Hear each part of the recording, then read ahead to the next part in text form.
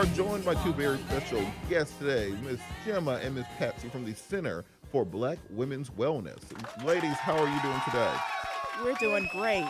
All right, so either one of you can start. Tell us about the video contest that they're running and why people should support you, and then we're going to hop into exactly what the Center for Black Women's Wellness does. Sure. Well, we're really excited because here it is in our 30th year of inception, all the work that we're doing around underserved women and their families. And we were one of 10 organizations in Georgia chosen to participate in this Aetna Voices of Health contest.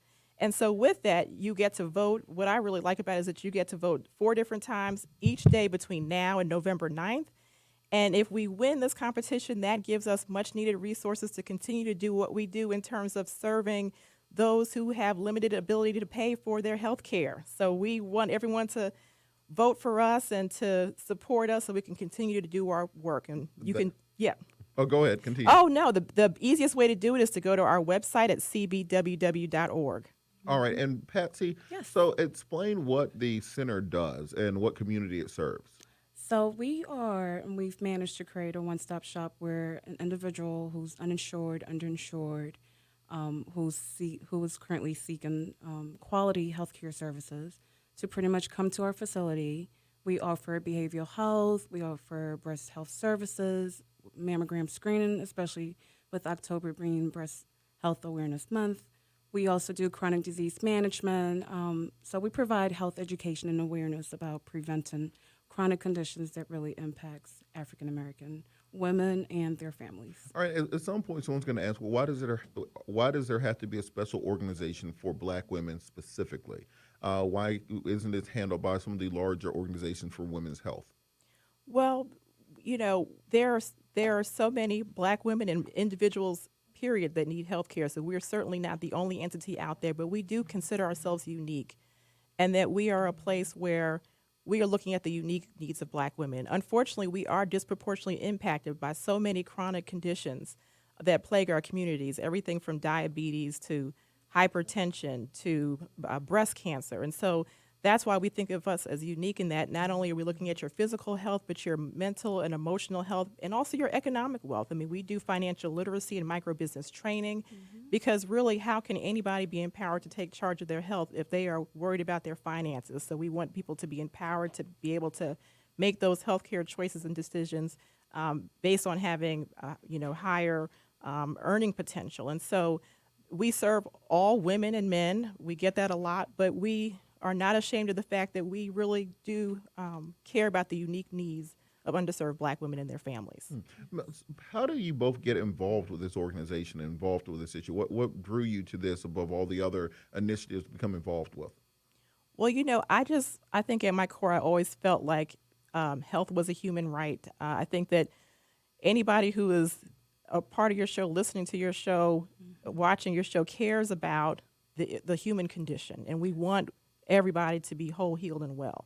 And that could play out in many different ways, whether, we're talking about voting rights, all these rights. But at the end of the day, health care is a human right. And so I think that anybody who does nonprofit work, we have these big hearts, we're drawn to the mission. But what I love is that this work is so meaningful and impactful. We are a 30-year-old organization. I've been there, I don't want to date myself, but for a long time doing work in this special community. And that's what drew me, and that's what continues to drive me. And our hope is that we raise awareness, get people involved so that we're doing much more work in the next 30 years. And Patsy, how'd you get involved? Well, I'm new to Atlanta. I've been here about 3 years, so technically not too new. But I love the fact that CBWW has provided access. We have managed to eliminate access as a barrier to quality healthcare services. We're a community-based organization which has provided a safe space for patients or community members to come and, get all the services that they need. So that speaks volume to me. Being able to identify a woman who's, diagnosed with breast cancer and being able to link her to care, knowing that our organization will be able to, in addition to our partnering services, that they would not be charged a fee for that. And one of the things that's always interesting is that poverty kind of breeds more and more sickness because you don't address the initial problem. And Exactly. when I was little, we had DGS insurance, which was don't get sick insurance. That was the plan.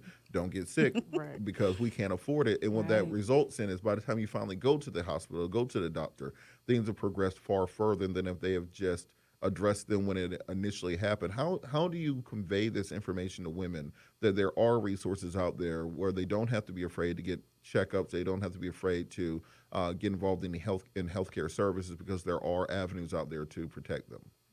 Right. Well, we have a wonderful outreach staff and just staff in general and a team of volunteers who are out there spreading the word. And it's important to say that we use staff and volunteers. I mean, so that is one of the reasons why we're able to do what we do, because we have volunteer healthcare providers who come in and offer free primary care for women and men. Around 20% of those patients that we serve using those volunteers are men. And so we want there to be no barriers as it relates to that. So there's a lot of education that goes into it just because, as you said, we are, just kind of so accustomed to thinking that if we don't have a lot of income or we don't have insurance, that we should not seek out healthcare services. So there's a lot that goes into just making the community aware. Okay. And so for women who may be listening who may have health issues that they haven't addressed because of financial reasons or whatever other reasons, how can they get in contact with the organization? Or even if somebody wants to, they hear the message, they hear the passion you two both have, they want to be involved in the organization, how can they contact and become involved in such? Yes, that's a great question. So they can call us at 404-688-9202, or they can go to our website, cbww.org. We would love to get more people involved as volunteers, whether you're a healthcare professional, because we do need more doctors and nurse practitioners who can volunteer their time, or lay folks who can do everything from stuffing envelopes to making phone calls for us. So not only is it a great opportunity to be engaged as a patient or a participant, but as a volunteer and as a supporter, especially through the Aetna Voices of Health competition, to vote so that we can help us win that money so we can do more work. All right, tell everybody one more time how they can vote for you, how they can make sure you guys win this competition, and then give out that contact info one more time. Yes, go to our website, cbww.org, and follow us on social media too. I also want to add November 10th, we're having a free community health expo. Please do come out, no charge. We're providing a variety of services. Please do bring your families. We'll have events for the kids, resources, all that great stuff. So free giveaways. Come join us. And look, the best thing on earth is free. All right, want to thank you two so much for coming. Thank you for being involved. Thanks for the great services you provide. We will be back after the break. News and Talk 1380 WAOK.